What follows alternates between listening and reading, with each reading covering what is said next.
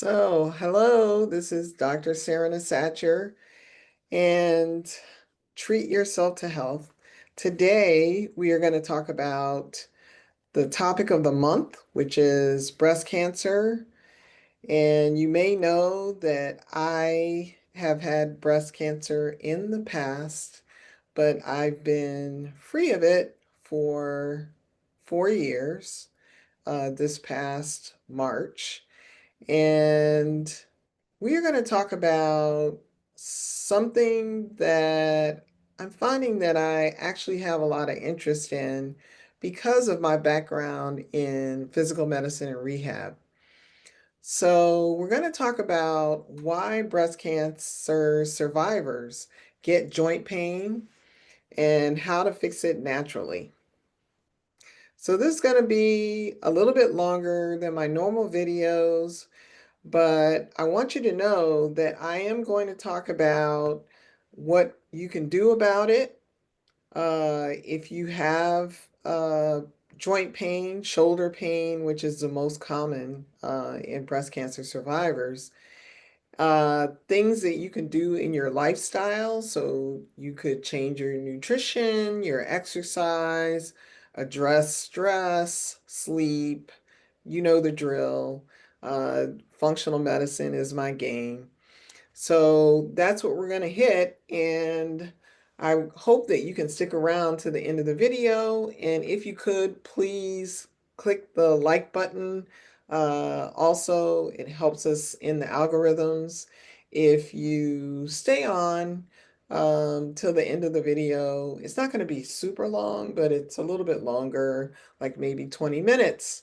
So as you know, and I said, I have a background in physical medicine and rehab, and I'm also certified in functional medicine and in integrative medicine.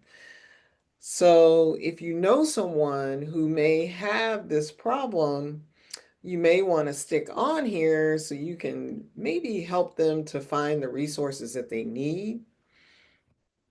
And it seems like when you have breast cancer, like all the doctors are concerned about getting you chemotherapy, getting you radiation, and I didn't really do any of that conventional treatment per se. So I did do some a surgical procedure, and then I did do some therapy after that, but it was not chemotherapy, it was not radiation. And this is not for everybody, but this is just my personal experience. And I would say that you have to figure out what's going to work for you and what you do for helping your body to restore its function and restore its health. Because really, the problem when you have cancer is that your immune system's not working properly. So today we're going to unpack exactly why breast cancer survivors develop joint pain, and more importantly, what you can do about it naturally. So what's really causing the pain? Let's start with the most common thing. People are on medications that are called aromatase inhibitors. When they finish the chemo, finish the radiation, or maybe they're still getting radiation, and these medications are designed to block estrogen. Tamoxifen is an example of this kind of drug, and that's the one that most people are on. Um, and what type of post-treatment you're on depends on the genetics and the markers of the cancer cells that you had. So these drugs save lives, but they also deplete estrogen.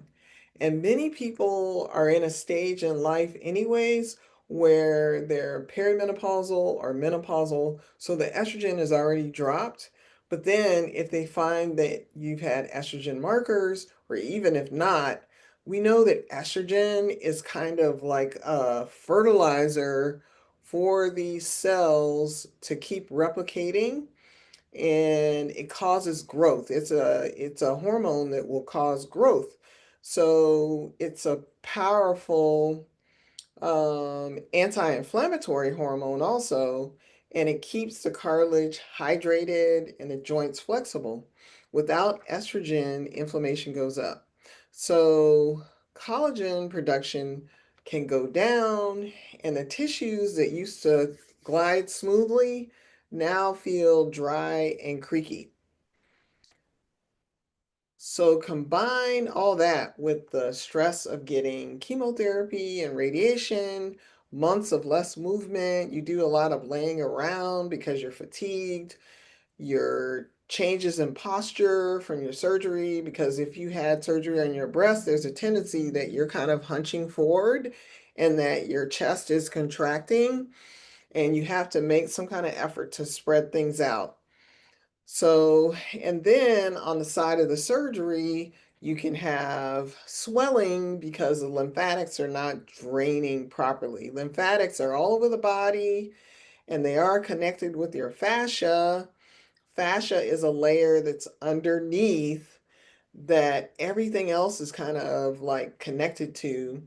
Normally, the fascia layers should slide, but then when you get sick and if you have inflammation, if you're taking drugs, it's not sliding. So then the lymphatics can't move through the lymphatics and they can't move through the fascia. So, a 2023 study in the Breast Cancer Research and Treatment Journal showed that almost 50% of women on the tamoxifen and the aromatase inhibitors develop arthralgia. And in Healthline and in online reports by the Beth Israel Deaconess, that's where I did my residency in internal medicine, they're confirming that shoulder blade pain and postural changes after mastectomy and radiation can persist long term. So this isn't in your head. It's actually what's happening with the body and with your body parts. It's in the physiology. So, what is the joint hormone and inflammation connection? When estrogen drops, cytokines, which are like these they're chemical messengers of inflammation, those start to rise. That means there's more stiffness in the morning. We call it gelling, like after you've been sleeping. There's swelling in your hands and aching in your knees and shoulders after simple activity. Now, here's the hopeful part. We can rebalance this naturally by reducing the body's inflammatory load and supporting the repair process.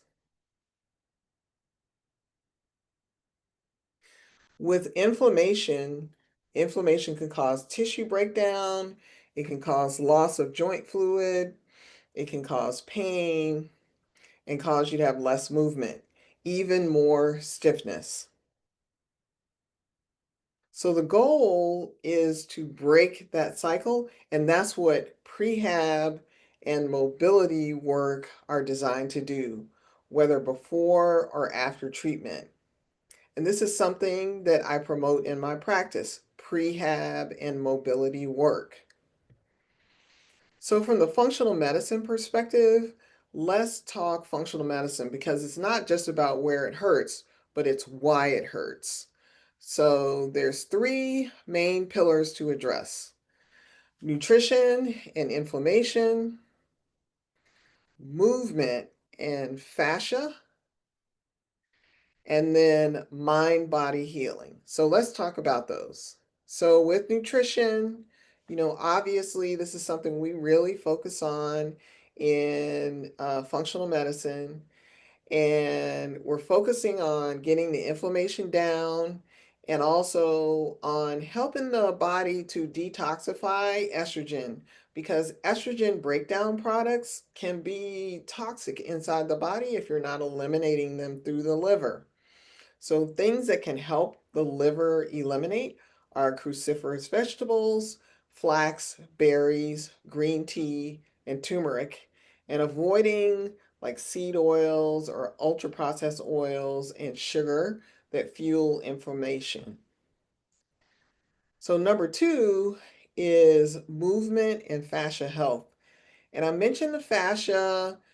This is something you may need to look up so you can actually see. It looks like a whole suit that's covering your body, and it's really tough. I would say I liken it to like vinyl or like a really hard plastic in the human body, but it has a little more flexibility than that. But like your tendons or ligaments, many of them are connected.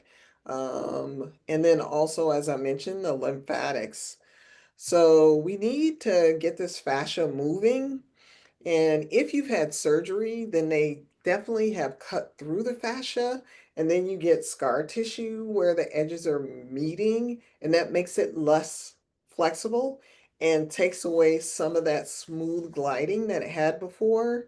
So we really have to work at this. Many women have had some type of pelvic surgery too. So just imagine, the top part of the body, the fascia is not moving, and then also across the pelvis. And like if you've had babies, if you've had your tubes tied or any kind of pelvic floor manipulation, that can cause you to have some scarring. So there's scarring going on throughout the trunk, and it can be hard to get everything to move like it's supposed to. So this is where there are some exercises for the shoulders, for the scapula. I've actually worked with a physical therapist here in Atlanta who does postural type of therapy. And that could be very, very helpful. Gentle yoga, Pilates is really, really helpful because Pilates focuses on moving that fascia. Um, and Pilates can really help to recondition muscles. Okay, so then we have mind body healing, which we mentioned as number three. So, stress hormones tighten the fascia and reduce blood flow. So we like to use breath work, guided relaxation, even tapping. I'm trained in thought field therapy tapping. This can ease tension and pain perception. A lot of tapping is utilizing acupressure points. So this can be really helpful in getting the tissues moving. So your body is super intelligent and it's just asking for the right inputs to heal. So let's break into something actionable for you this week. So the first couple of days, you could start working on your mobility. If you're not already walking, walking is some of the best exercise that we can do. You could do shoulder rolls. You could do wall slides, and that's what we call the itsy bitsy spider when you're moving the arms up. You could do hip circles. Zumba is great for those hip circles. Or if you have, I can't remember the name of the exercise that you put the hula hoop. If you get a hula hoop, you can also do hip circles. That's very good for moving fascia. And then use moist heat or Epsom salts baths at night. The magnesium is magnificent for getting the muscles to relax and helping with good sleep. So, day 3 or 4, you could add anti inflammatory meals to what you're doing. Things like wild salmon, greens, olive oil, berries, lean meats. These are all great and help to reduce inflammation. Drink more water. You definitely need hydration, and dehydration makes joint stiffness worse. On day 5 or 7, you could get into a mind body reset. You can practice 5 minutes of deep breathing before bed. If possible, short daily walks outside, and movement is medicine. So there are some simple shifts. These are some simple shifts but they retrain your nervous system and fascia to move without fear. So if your joints hurt after breast cancer treatment, please know that there are solutions. You're not broken. You're in a healing process that just needs the right support, nutrition, physical, and emotion. On my channel, you'll find free videos on mobility exercises, nutrition strategies that can help you rebuild your strength safely. If you're new here, subscribe. Remember that thumbs up button at the bottom and share this with a friend going through recovery. And let's keep turning pain into progress together. And look in the show notes and you'll see links to some of my programs that may be able to address some of your issues, like the 30-day reset.